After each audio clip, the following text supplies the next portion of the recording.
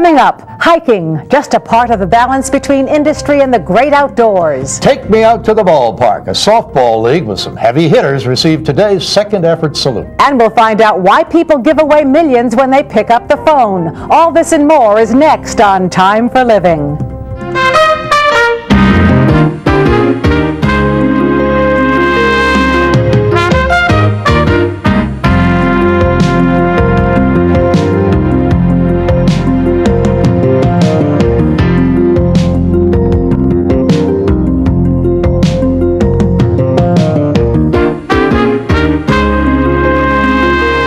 And welcome to Time for Living. I'm Janet Jagalian. And I'm Howard Nielsen. Today on Time for Living, we're taking a look at the opportunities to strike a balance between business and nature. We'll introduce you to a company whose goal is to make sure we all get along. And in today's Traveling Around segment, Rex Trailer takes us on a journey up north to the Antarctic to find out what's so fascinating about this landmass of snow and ice. And in our second effort salute, we'll meet some individuals who swing a pretty mean bat. And of course, we have health, finance, and more, and our medical minute. We begin with a look at how two groups with different environmental ideologies are attempting to strike a balance between big business and the great outdoors. Now, in the past, industry had the capital and political power to turn back any nature lover's attempt to preserve our natural resources. However, recent progress is beginning to flourish into preservation. Here's a report on the beneficiaries of this new harmony. Years ago, only a few hardy souls would venture into the backwoods to have a truly unique experience. But since the explosion in interest in outdoor recreation, that kind of experience is becoming more and more difficult to find. However, in New Hampshire, it is available for young and old alike. A major paper company and a newly formed recreational management firm have teamed up to open some magnificent private forests to the public. International Paper Company, which owns countless acres of New England woodlands, and a group called Timberland Trails kicked off the project June 11th. It will permit free access to 24,000 acres of the Phillips Brook, New Hampshire area and to a 30-acre pond in remote Odell Township. What makes it different? It's a first for the United States, and it offers senior hikers a wilderness hiking experience without the stress of higher altitude slopes. Timberland Trails has contracted for the recreational rights to some of the International Paper Company's most spectacular and remote woodlands. It will be offering free access to almost 100 miles of roads and trails to hikers, mountain bikers, horseback riders, skiers, mountaineers, fishermen, to almost anyone without a motor vehicle to break the solitude and tear up the trails. Only those who stay overnight at Timberland's yurts, the old fire tower, or the main lodge will be charged. Later, there will be paid programs like guided expeditions or pack trips with llamas. One thing that is forbidden is overnight camping. This is the farthest back in the New Hampshire wilderness that I have ever been in my life. I had no idea that you could go this far back. And this pond, it's just absolutely grand. I love it here. Phillips Brook Backcountry Recreation Area is located halfway between Maine and Vermont, just north of the White Mountain National Forest. There is a well-marked entrance at the town of Stark, New Hampshire. And I've been up in this valley many years ago, and then just recently. It's a gorgeous, unspoiled valley, and it's sort of one of these places as you look out over this unique area here that just has wildlife, and you know the wildlife hasn't been spoiled, driven, or maneuvered, or manipulated. That unspoiled view with its berries of spring and flowers of summer is a prelude to New Hampshire's flaming fall and brilliant winters. And Phillips Pond area will be open for all 4 seasons. Right now, many varieties of trillium, wild raspberry, and strawberry blossoms cover the ground. If there's a loud noise to be heard, it's a deer or a moose in the dry brush. The really exciting thing is that the terrain where these creatures live is manageable for the older hiker, beginner to intermediate. I always go for at least 2 miles walk every day, a mile up and a mile down minimum behind our house, if I'm not in ski season. Because I think in order to stay in shape for other things, if you're not bicycling or hiking, and here there's going to be mountain biking, which would be wonderful, it's the same type of thing. You've got to keep doing things or your body's going to tell you no. I'm not going to do it anymore. If so, stopping is not an option. Phillips Pond is open with 40 to 50 miles of trails cleared and available. 2 groundskeepers and a supervisor will maintain them and clear more this year. The main building is 9 miles in, a former fishing lodge with 4 bedrooms. A number of round Mongolian shelters called yurts are already in place. All are available for rental. The fire tower will be available later in the season. Well, I'd love to go spend a night up in the fire tower. I think that would be a lot of fun. It'd be fun to wake up there in the morning. There's more than just slow-paced hiking for seniors at Phillips Brook. There are goals and achievements as well. A local group of North Country youngsters called Trail Masters donated time to the project, part of its goal of caring for New Hampshire's Great North Woods. They helped make it possible for other generations to enjoy the out-of-doors. Though many of the hikers at Phillips Brook so far have been experienced or started young, there is always room for the young at heart. The area's topography is kind to older legs, and the walks are worth the effort, even if you've never been a hiker. You can still start at a late age if you start perhaps on one of these easier trails in this particular area. I think would be a wonderful way to begin if you've never hiked before. As New Englanders sometimes say, the nice places are almost all gone, and the Lord ain't making no more. Here's one that's ready-made and available, the result of a 3-year agreement to trust and cooperate with one another. So put on your hiking boots and get out into the woods. Stroll along a path, sleep under the stars, drink from a mountain stream, listen to the call of the loon, and have a truly unique experience in the Great North Woods. We'll be back right after this with more on Time for Living.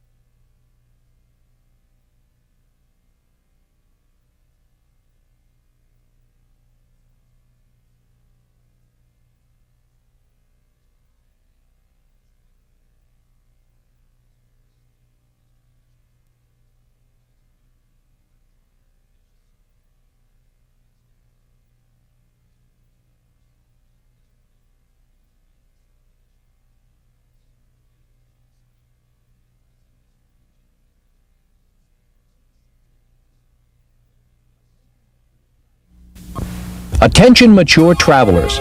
Grand Circle Travel invites you to discover the world in a whole new way. When you call for your copy of the world's best travel values, absolutely free. Inside, you'll discover a completely new way to travel that's planned and paced exclusively for mature travelers. At last, discover the joy of meeting local people in the places you visit and learn about their unique culture and customs, and experience their greatest art and architecture. From a picnic in the Swiss Alps to the spice markets of Istanbul, Grand Circle Travel invites you to discover the world in a whole new way. Call for your free copy of the world's best travel values today. To receive complete details on how you can discover the world in a whole new way with Grand Circle Travel, including your free copy of the world's best travel values, call toll-free 1-800-966-2768. That's 1-800-966-2768. Call today.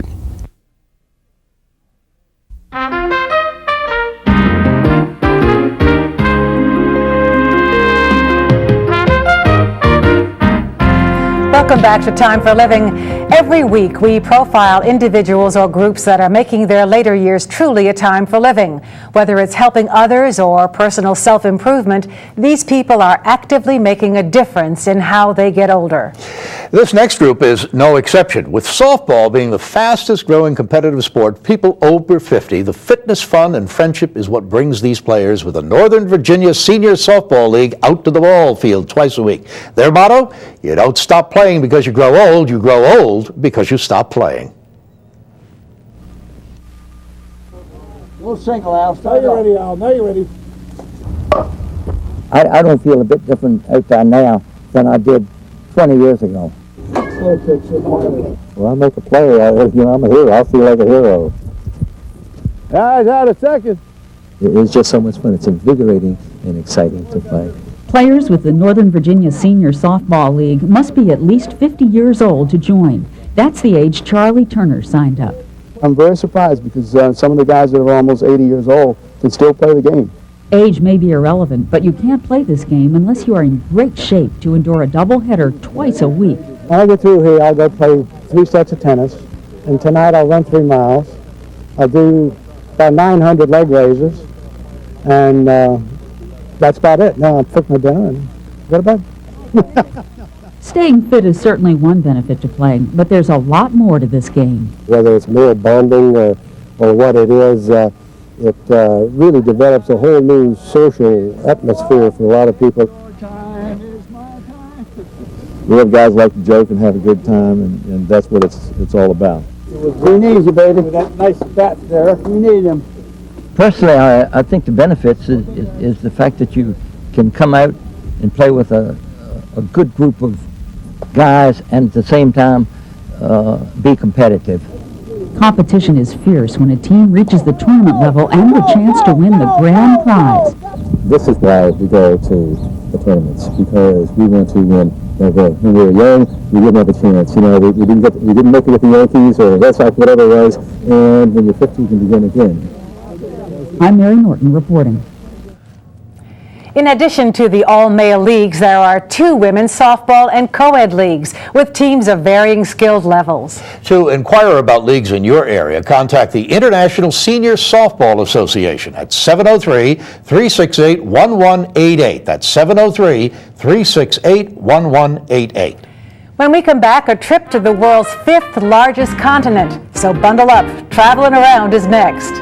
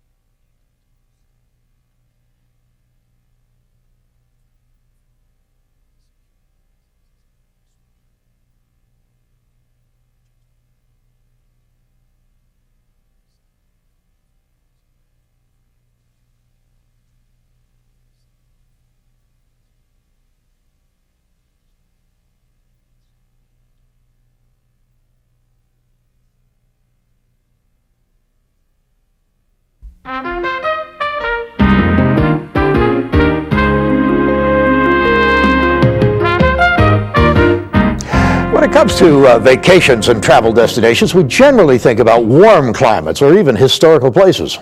There are, however, some cold places that at first may elicit the response, "No way," but in fact may be very interesting and entertaining. In today's Traveling Around destination, Rex Trailer tells us why we may want to consider a journey to the snow and ice-covered Antarctic. This mystical land of ice can best be seen from the decks of a cruise ship, a trip that usually begins from Argentina at the tip of South America, passing Cape Horn and docking in Paradise Bay at the Antarctica Peninsula, 700 nautical miles later.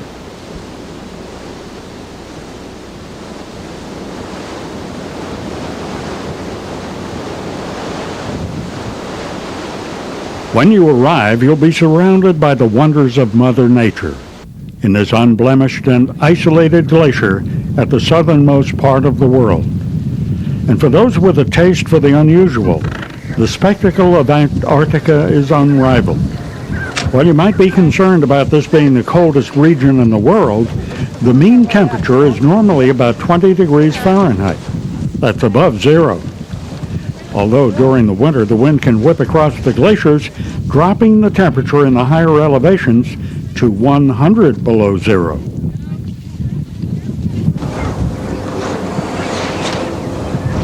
But the extremes of Antarctica are offset by the breathtaking panorama of an endless field of white, contrasted only by the ocean, sky, and hardy creatures.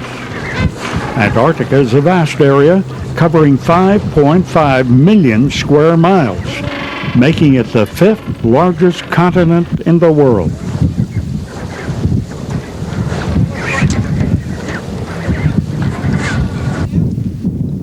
While there's very little vegetation that would support animal life, you can find a variety of seals in and around the waters. And, of course, the ever well-suited penguins. Of the 17 species of penguins found in the southern hemisphere, 3 species are specific to Antarctica. They're the emperor, chinstrap, and Adele. The first explorers reached the Antarctic region in 1772 under the direction of British Captain James Cook. The first well-known explorer to set foot on the island was American SEAL trader Captain John Davis in 1821. Unlike those treacherous and uncharted voyages of days gone by, today's visits to the region are made a lot easier with guided tours that drop anchor in Hope and Pleasure Bay. These trips give today's 20th century explorers a brush with nature at its best.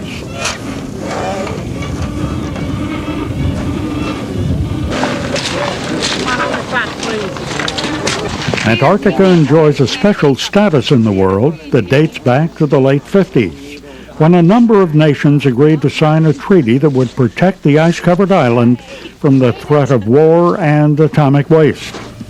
11 nations signed that treaty. Studies show that Antarctica represents 90% of the world's ice surface. At its highest point, the ice rising 14,000 feet, providing natural canvas for the sun.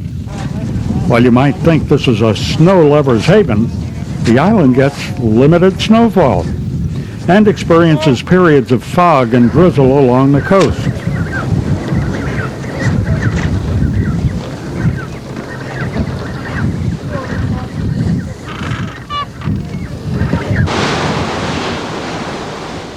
Buried deep in the underrock of the island, Antarctica has a number of mineral deposits, but to exploit that would be difficult considering the climatic conditions.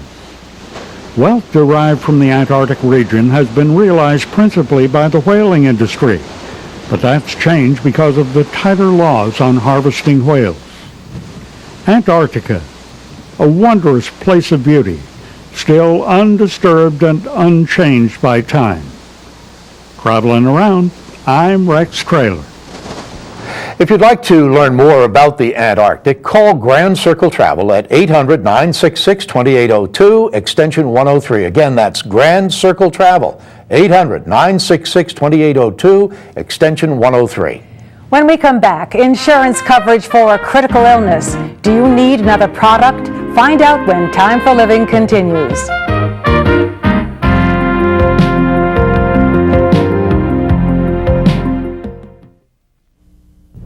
Traveling Around is brought to you by Grand Circle Travel.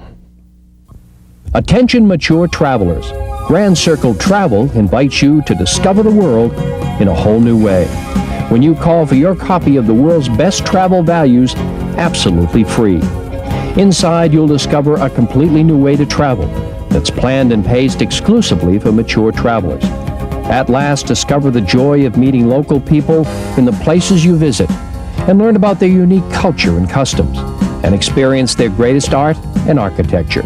From a picnic in the Swiss Alps to the spice markets of Istanbul, Grand Circle Travel invites you to discover the world in a whole new way. Call for your free copy of the world's best travel values today. To receive complete details on how you can discover the world in a whole new way with Grand Circle Travel, including your free copy of the world's best travel values, call toll-free 1-800-966-2768. That's 1-800-966-2768. Call today.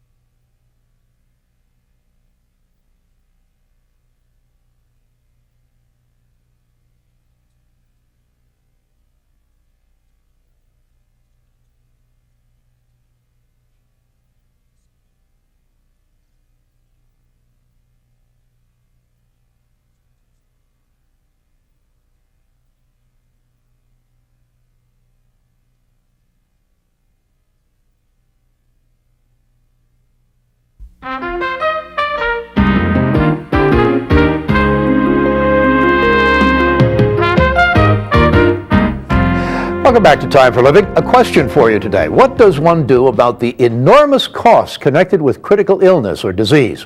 Well, to answer that question, we must first ask, what is considered critical illness? Well, the core diseases are heart attack, cancer, stroke, and kidney failure.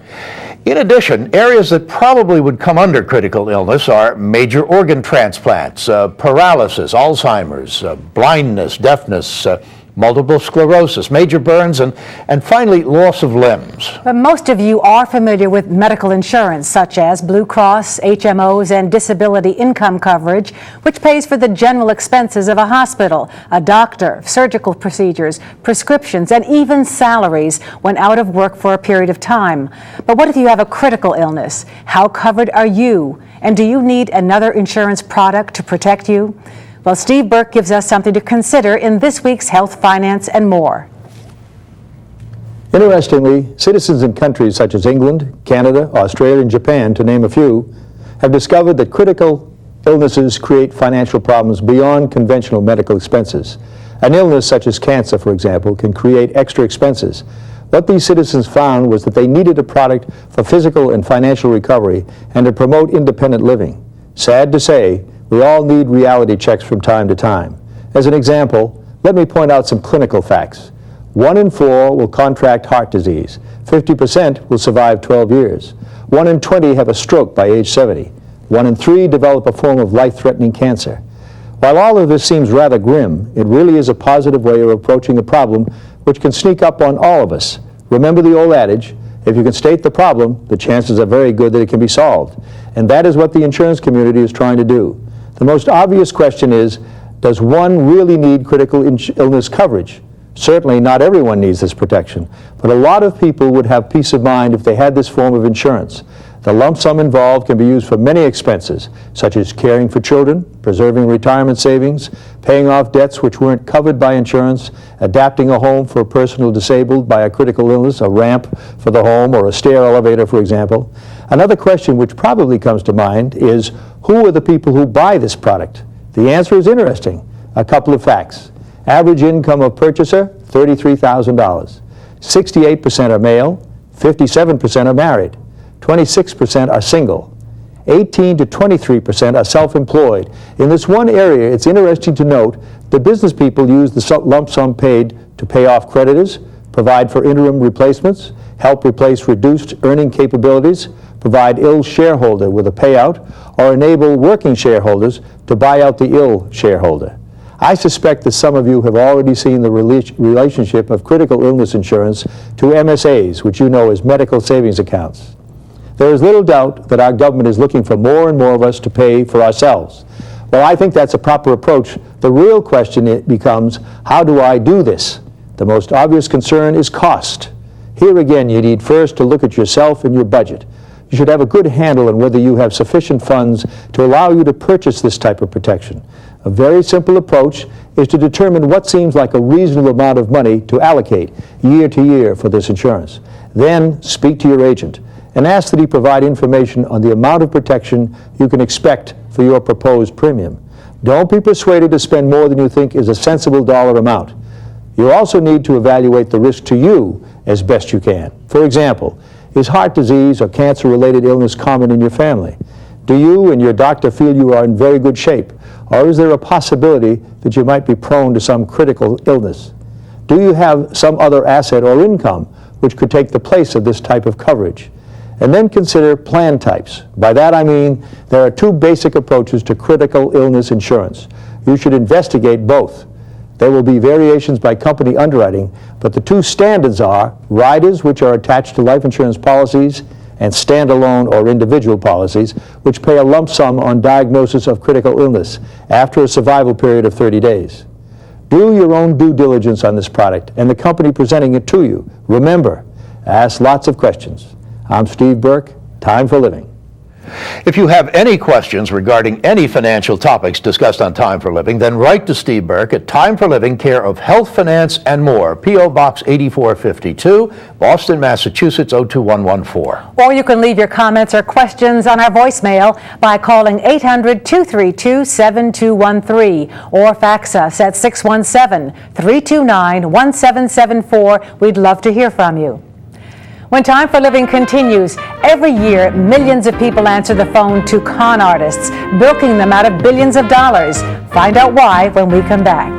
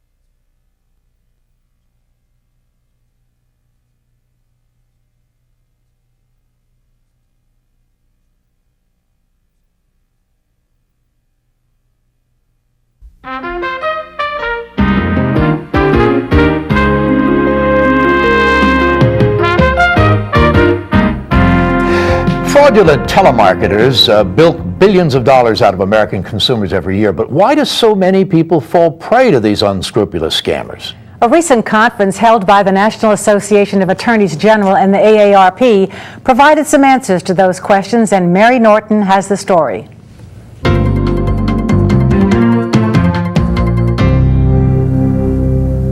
It's the people who operate by the rules of society, the ones who want to be polite, the ones who don't like to hang up on callers. Those are the ones who telephone predators go after. I mean, that's the tragedy of this. The good people are the ones who get caught because they're willing to play by the rules while the pirates are not. At this recent conference for state attorneys general, experts picked apart how fraudulent telemarketers go about targeting their victims. It's easy to generalize and just say the people who do this are moral monsters, they're depraved, and so on. But we need to dig deeper and understand why people who are in fraudulent telemarketing are able to make their victims do what they do, and to some degree also to understand why it is that the fraudulent telemarketers do what they do. Are you 21 years of age or older? Well, you sound awfully young. How old are you, dear? 85. You sound wonderful. This is a tape from a fraudulent telemarketing boiler room. Experts say it demonstrates how scammers use certain principles of influence on potential victims, principles such as authority and scarcity. Yeah, as a matter of fact, it looks like you can make it all the way to the top with no consideration necessary to be entered into the greatest sales promotion my company has ever run. Congratulations! Scarcity. People want those things more that they can have less access to. We want those things that are rare, scarce, dwindling in availability. They motivate us to want them. And the grand prize is $25,000 in cold hard cash! By understanding the psychology and practices of fraudulent telemarketers, the hope is to arm law enforcement officers with more tools to prosecute these swindlers. I'm Mary Norton reporting. One of the best rules to follow is never give out your credit card or banking information unless you made the call. And don't be afraid to hang up if somebody's trying to get this information over the phone. Now, turn to our medical minute, and did you know that the integrity of your bony skeleton is critical? Without an intact skeleton, we may experience more pain and less enjoyment as we feel the limits of our mechanical abilities. In addition, the loss of bone density with age is a major source of medical problems for older adults. While much effort needs to be made at any age to protect the strength of our bones for our entire lifetime, many strategies can be used even in the later years to reduce the risks of owning a weakened skeleton. Osteoporosis, or porous bones, accounts for 1.3 million fractures a year. Half the fractures are collapsed fractures of the backbones or vertebrae. Another 25% are fractures of the hips. And by age 90, 1 out of 3 postmenopausal women will experience a fracture of the hip. And 20% of those that do will lose their lives because of it. On an economical level, osteoporosis costs our society $7 to $10 billion a year to take care of. So today, Dr. Alan Abrams tells us who's at risk, how to prevent bone thinning, and the requirements for full function. Full function requires flexible joints, adequate muscle strength, and strong bones. While the bones themselves tend to lose strength with age, these losses can be prevented or minimized with adequate attention.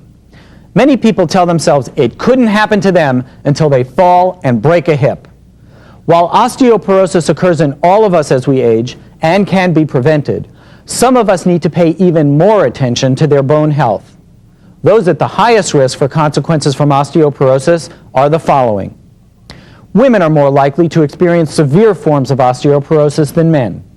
Women who have never had a period or stopped having them early, or who are postmenopausal and not taking hormone replacement, are more at risk for bone loss. Caucasians and Asians, especially women, are more likely to suffer more extreme bone losses over the later decades.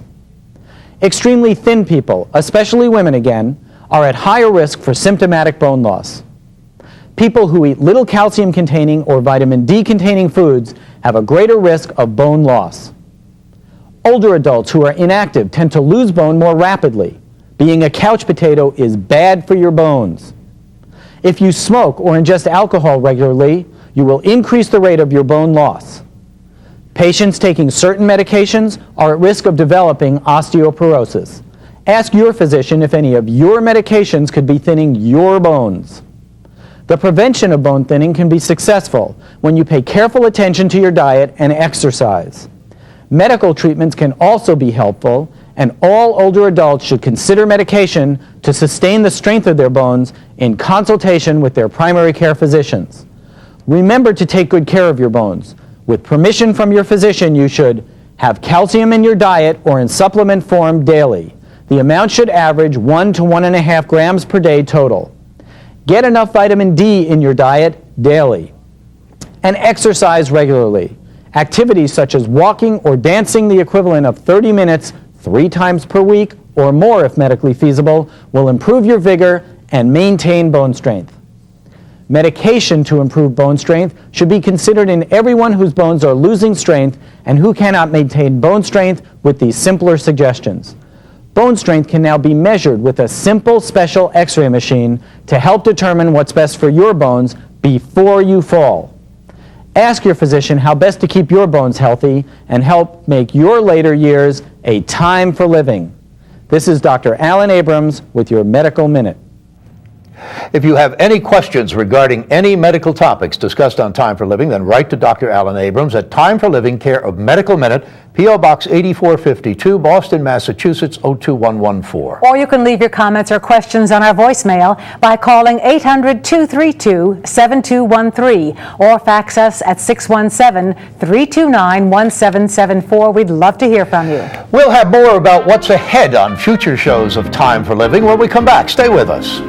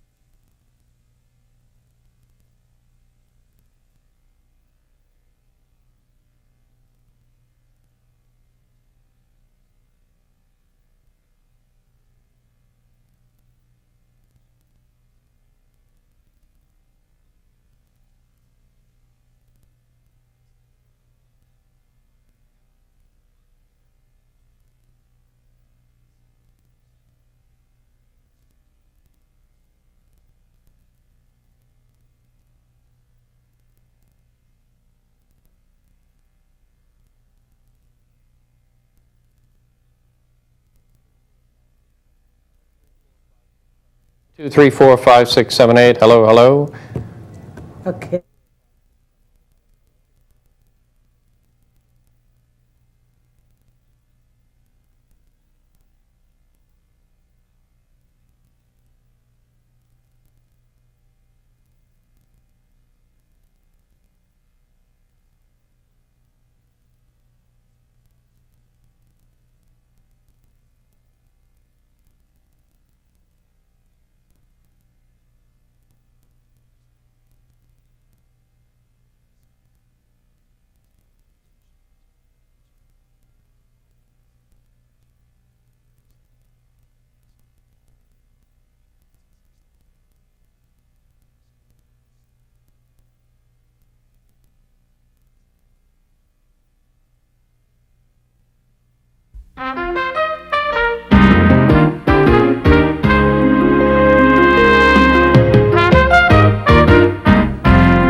Welcome back to Time for a Living. Joining me to talk about what's going on with Time for a Living and future program topics and specials is Time for a Living's creator and executive producer, Gene Hartigan. Now, some of you may know Gene from his radio days and his political analysis. Welcome to Time for a Living, Gene. Well, I don't know if I feel comfortable sitting up here today. Co-creator, by the way. Remember, Dr. Abrams was the guy who had the impetus to make this thing all work, and we just kind of slaved behind the camera to get it done. But the slaving, quote unquote, has been going on for a year and a half now, and it's been very enjoyable. Well, I think it's a good thing. It's reached a lot of people, and a lot of people are interested, because for a long time the 50-plus market, as we call it, is a group of folks who have been kind of ignored or been relegated to a corner of the aisle and said, well, you know, you're not the baby boomers yet. You're the young people we have to pay attention to, and those where the advertisers are interested in. Right. That's where America is looking, and that's changing very fast. And it's also changing in that the older Americans now are far more active and are doing so many more things than they perhaps did in years before. And they're traveling more, they're just getting more involved in recreation, as we learned today, in hiking and probably even mountain climbing and going to the Antarctic. I mean, these are all things that are of great interest to people now. Not only are they more active, but if you look at 77% of the wealth or the assets in this country are controlled by people who are 49 years or older. And that's a dramatic group of folks out there. That's a dramatic power base. And it's one that I think Washington is taking a very close look at. Certainly the politicians have always looked to older Americans for their votes, because they regularly go to the polls and vote. But now I think just America in general, I think the media in general is taking a much better and a much closer look at people who are older. And I think that as time goes along, even greater emphasis will be placed upon the needs of the older American, whether it's nutrition, whether it's, as we said, activities and recreation, health and vitamins, and I mean, you name it, or health conditions to be specific. Well, as you know from your work in physical therapy and other fields that are medically related, the older person of 10 or 15 or 20 years ago is not the older person of today. They are working longer, they are participating more in what is going on in the marketplace, they are more decision makers that are older, and I think corporate America has taken a much tougher look at those folks who've been around for a long time and said, yes, we need youth, we need new blood to come into the system and learn, but we also need that experience, that wisdom that is there that you can't buy no matter how bright and how young and energetic somebody is. You have to have those people. And that's some of what we look at each week. We look at those people who are in our second effort salute, or who are taking the effort to go and hike, who I couldn't keep up with, who are in much better shape than I am. So we have to say to America and to the world that, yes, we are a stronger group of people, those people who are over 50. And these are the people who are going back and almost returning the favor, trying to help the younger generation in many ways. We see this in education, where older people are now going back into the schools to lend their expertise, to share their experiences, their life's experiences and richness with the younger generation, so that there's a greater continuum, almost like a seamless web of some sort, where people are constantly sharing and enjoying information. And I think we see this in the justice system. Certain judges are coming back because it's hard to find people to fill these roles. And I think that as this happens, it just keeps people younger and more vital.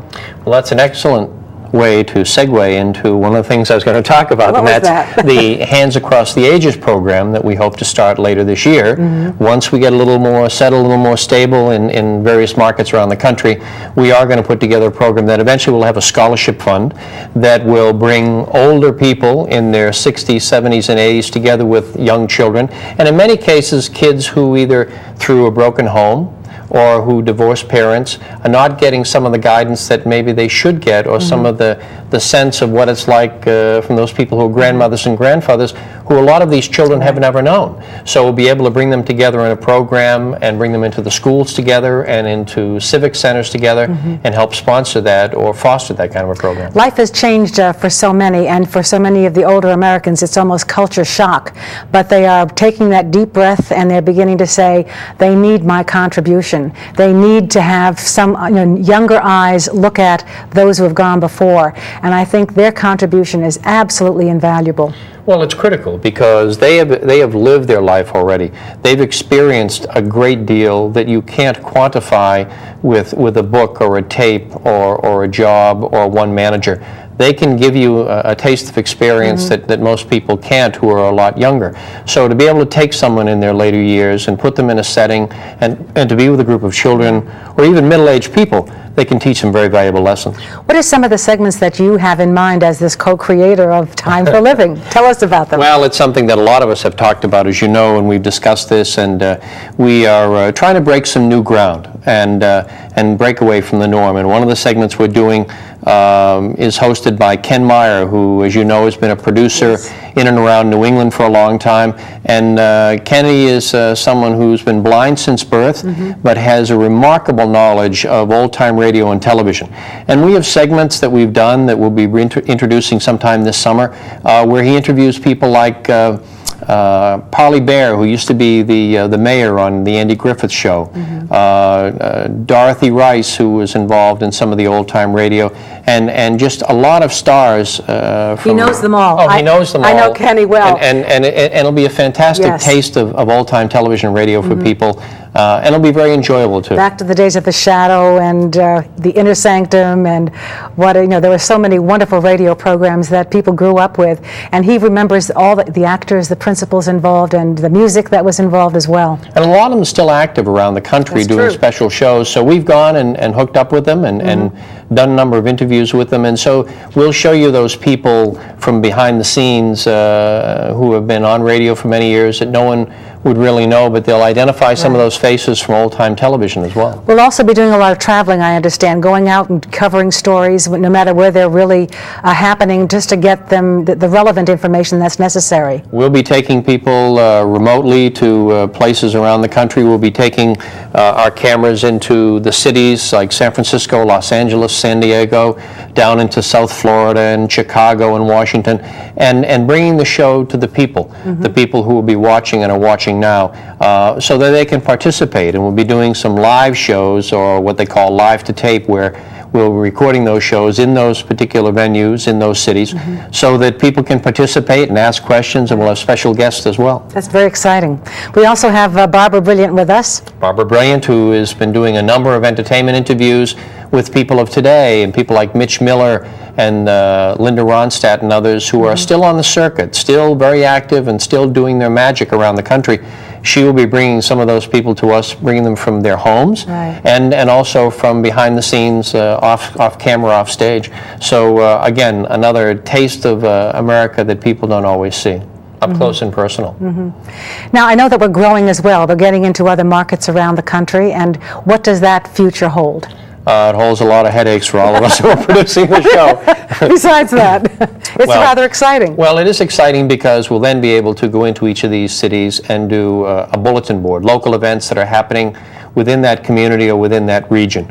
We'll be able to do open websites where people within each of those regions can plug in and get online with a website that we will be setting up soon, so that people can send us email and communicate with us, because not always will they pick up a phone and make a call or send a fax or send a letter, but they do want to communicate, and this has become such a computer generation that we'll be able to offer that to people and interact and get some of our guests at some point a little further down the road to be more interactive with our audience as well. Many of the older Americans are really tuned into what's happening in Washington, Gene, and I think that when we have an opportunity to bring them the process that through which certain pieces of legislation are being followed, that this will be of great importance to them as well.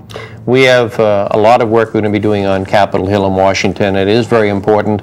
The future of Medicare and Medicaid hangs in the balance in Washington, and we'll be talking with a lot of newsmakers, whether it be Senator Alan Simpson or Senator Kennedy, who is considered by many to be the father of Medicaid and Medicare and just health insurance in general, and others in Washington who are decision makers. And we'll go behind the scenes and talk to some of the people who lobby on both sides of that issue to make it less attractive for people to get government benefits, and others who are fighting tooth and nail to make it a little more secure. Now, I know there are a lot of issues that people have raised as far as ones that could be used as topics on Time for Living, but I'm sure you've also heard from the fax numbers that we give out or the address that we give out frequently.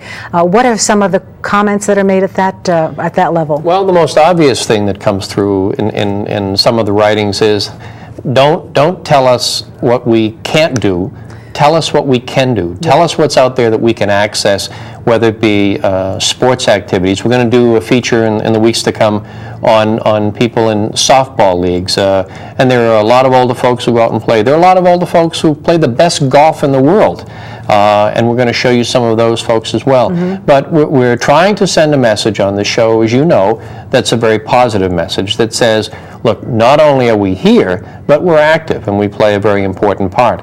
And while I'm a couple of years shy of breaking that 50 mark, it's something that I think about as well. And I thought about with my parents, and a lot of people are very concerned who are in their 40s and their late 30s with the parents, and where are they going to go? Where are they going to be? What's that going to cost if I have to put them into an assisted living center? Right. So we try to look at some of those issues, but take it a very positive look, as we did with sex over 60, where we were not trying to be racy. We were trying to say, wait a second, America, you have to understand that just because you hit a certain milestone in your age, it doesn't mean you stop loving the partner you're with or the people you're around. That's right. So we've come a long way, and we have a long way to go. We have come a long way, and we have a long way to go, and a lot of issues. And I certainly encourage people out there, if you have a topic that you want to see, no matter how crazy you might think it is, or a destination travel, let us know. That's right. Thank you, Gene. My pleasure. Really a pleasure. And we'll be back in just a moment with more.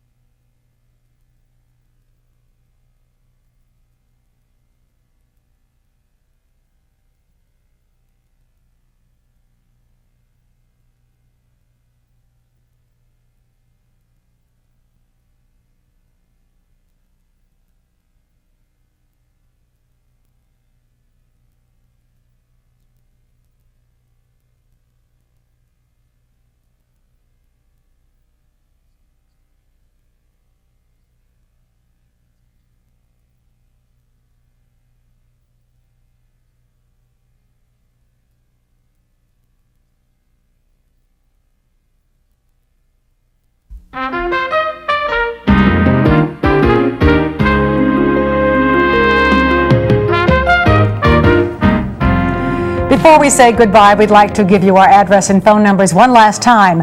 You can write or call us with your questions, comments, or suggestions, because remember, this show is not only for you, it's about you.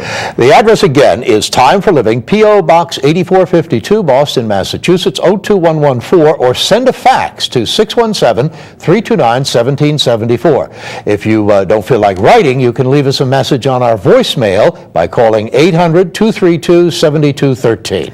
Well, we hope you enjoyed today's show, and we look forward to seeing you next week. And we'll certainly have more interesting people and places to introduce you to. And today we leave you with the sights and sounds of our second effort salute recipients. We'll see you next week. Until then, remember, it's time for living. Take care. Bye.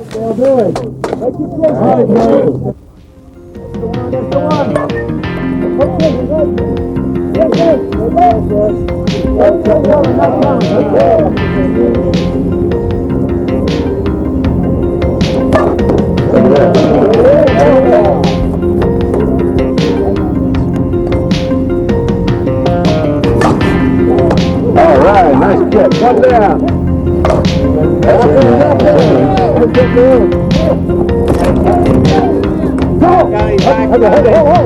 Time. We'll set